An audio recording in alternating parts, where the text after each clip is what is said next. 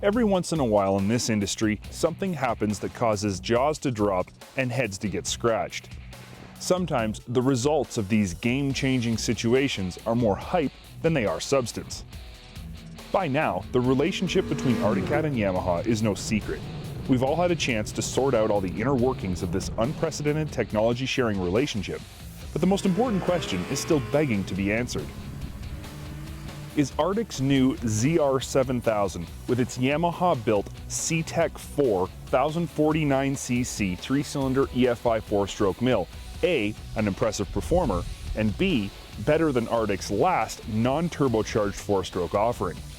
The answer to both these questions is a resounding yes.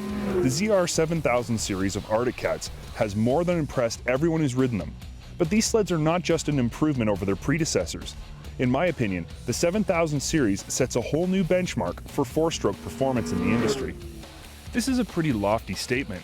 There's already a number of very impressive 4-stroke performance snowmobiles on the market right now, but each one of them seems to have its own set of quirks, and I can't honestly say I would prefer them versus their own 2-stroke competition.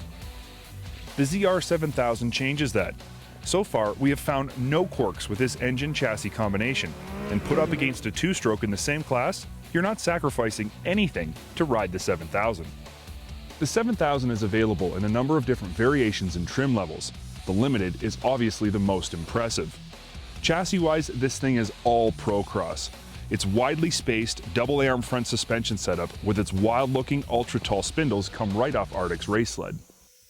Its beautiful and shapely tipped tunnel houses Arctic's very capable slide-action skid frame, and Fox supplies shocks for the front and rear of nearly every Procross model.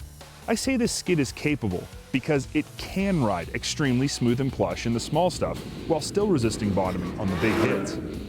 But recently, Arctic has been missing the mark by just a hair with their shock calibration on their rear suspension setups of even their LXR model. The Limited we have here can be pounded through big bumps, eats medium-sized whoops for breakfast, but just isn't as smooth as I think it should be on small-sized studders. The LXR is better, but it's still not smooth enough. This problem could be very easily remedied with the addition of compression adjustability on the rear arm shock. With no adjustability, you're stuck with the sled exactly how it comes from the factory. In this lighter, more nimble chassis, the 1049cc electronically fuel-injected C-Tech 4 mill feels more impressive than ever. It's got a claimed and very believable 135 horsepower, and it pulls hard all the way from initial squeeze to full jam. Even when you pinch it at 40 miles an hour, a set of perfectly tuned Arctic clutches shift down quickly, and this motor pulls your head back with authority.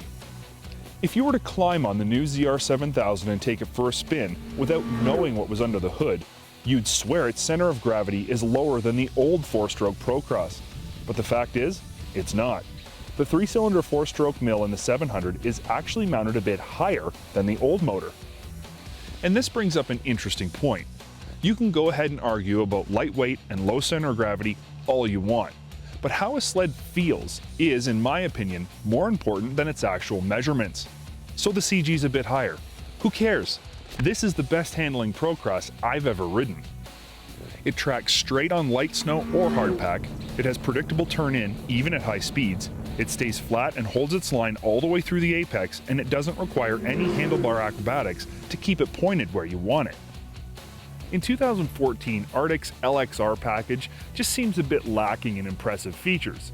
Furthermore, their Snow Pro package has suspension that's tuned way too stiff for 90% of the population. The LXR is supposed to be the ultra-luxury touring version, and the Snow Pro is supposed to be the hardcore ditch-banging version. But this season it seems the Limited falls right in that sweet spot between the two. Yes, I get the Limited is supposed to be the primo model in the lineup, but I didn't expect it to be the seamless blend of LXR and Snow Pro that it actually is. It's smooth, but aggressive, has all the fancy features of the LXR, and the high-performance looks of the Snow Pro. So here's the deal. We know there will be a certain segment of the snowmobiling population that will talk down about this sled because its motor is built by Yamaha. But before you go getting all judgy, think about this. Arctic Cat has been using Suzuki motors in many of their sleds and ATVs for many years. And the truth is, Suzuki hasn't built a motor for Arctic Cat as impressive as the C-Tech 4. Yamaha is and has always been a motor company first. So let's say you're Arctic Cat and you've got this sweet high-performance chassis that's just begging for an equally high-performance motor. Why wouldn't you go out and buy the highest performance 4-stroke you can get your hands on? It was a smart move, and the ZR7000 is a home run, hands down.